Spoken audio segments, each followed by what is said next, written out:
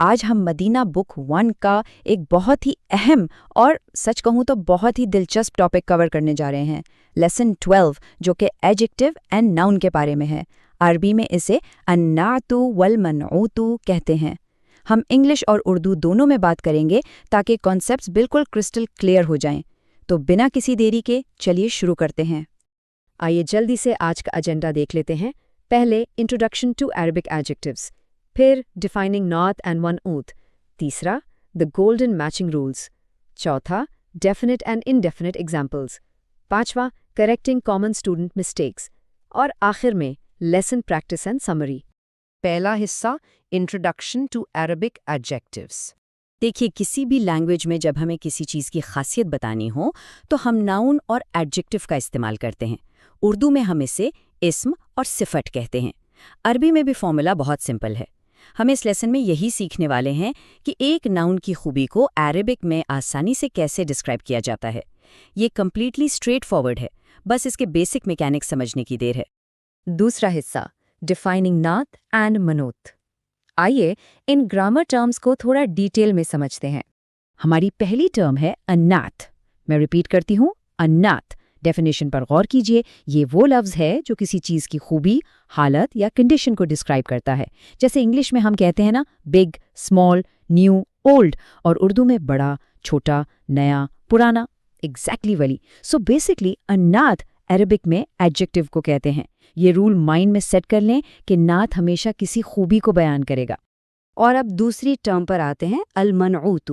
ایک بار پھر سنیے، المنعوت۔ یہ ایکچوئل ناؤن یا چیز ہوتی ہے جس کی خوبی ڈسکرائب کی جا رہی ہو۔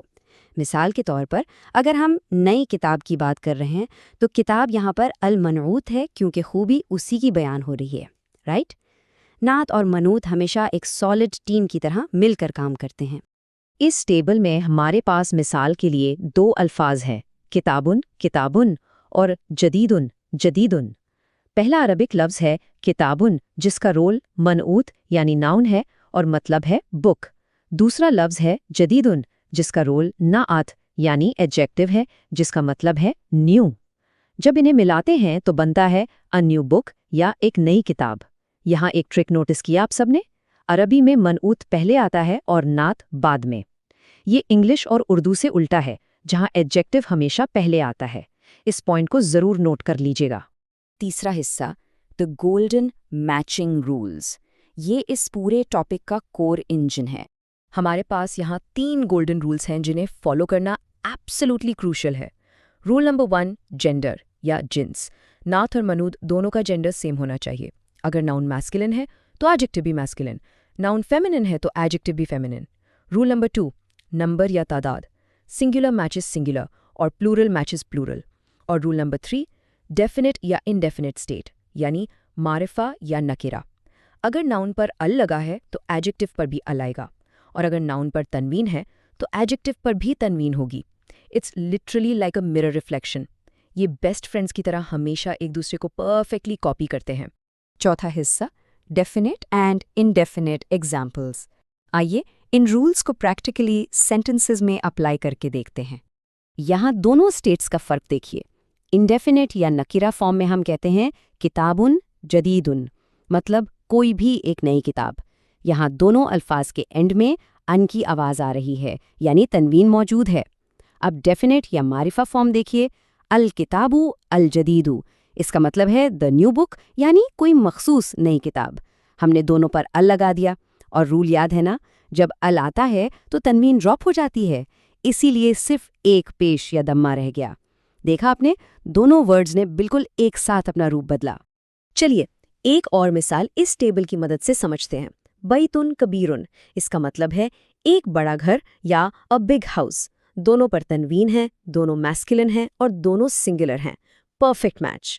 لیکن اگر ہمیں کسی مخصوص گھر کی بات کرنی ہو، the big house، تو دونوں پر ال آئے گا اور یہ بن جائے گا البیتو الکبیرو۔ ال ایڈ ہو گیا اور تنوین نیچرلی ہٹ گئی۔ یہ ہارمنی ہی تو عربک گرامر کی خوبصورتی ہے۔ پانچواں حصہ correcting common student mistakes. As a language teacher ہم نے دیکھا ہے کہ اسٹوڈنٹس کچھ خصوصی جگہوں پر تھوڑا اٹک جاتے ہیں۔ जो सबसे कॉमन मिस्टेक बिगिनर्स करते हैं वो है इन स्टेट्स को मिक्स कर देना। जैसे यहाँ इनकरेक्ट मिसाल में देखिए, अल किताबु जदीदुन, यहाँ नाउन पर तो अल है लेकिन एडजेक्टिव पर तनवीन छोड़ दी गई। ये एडजेक्टिव नाउन फ्रेज के हिसाब से बिल्कुल गलत है क्योंकि इनका ग्रामर स्टेटस मैच ही नहीं कर रहा।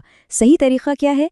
अल किताबु अल जदीदु, मैचिंग स्टेट्स, दोनों पर अल का होना ज़रूरी है। मैचिंग हमेशा 100% कंप्लीट होनी चाहिए। इन गोल्डन रूल्स को दिल से फॉलो करें तो आपकी ग्रामर एकदम फ्लॉलेस हो जाएगी। आखिरी हिस्सा, लेसन, प्रैक्टिस एंड समरी। हम अपने एक्सप्लेनर के बिल्कुल आखिर में आ गए हैं। आइए जल्दी से की टेकअवेज को रीकैप कर लेते हैं। पॉइंट 1, नाथ असल में एडजेक्टिव या सिफात है। पॉइंट 2, मनूत वो नाउन होता है जिसे डिस्क्राइब किया जा रहा हो। पॉइंट 3, ये दोनों हमेशा एक साथ सेंटेंस में आते हैं।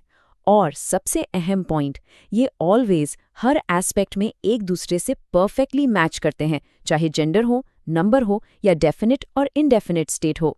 ये 4 बातें ही इस टॉपिक का पूरा निचोड़ है। आखिर में सबके लिए एक छोटी सी प्रैक्टिस मश्क।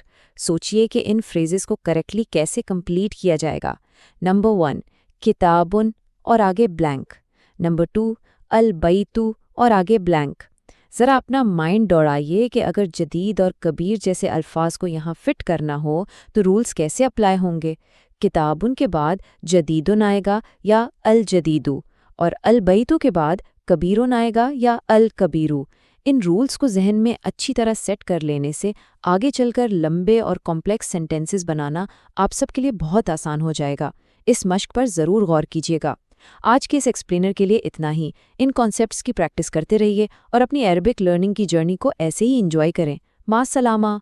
30 दिन के इस खूबसूरत सफर में हमारे साथ जुड़े रहिए और पूरी कोशिश कीजिए कि एक भी दिन मिस न हो।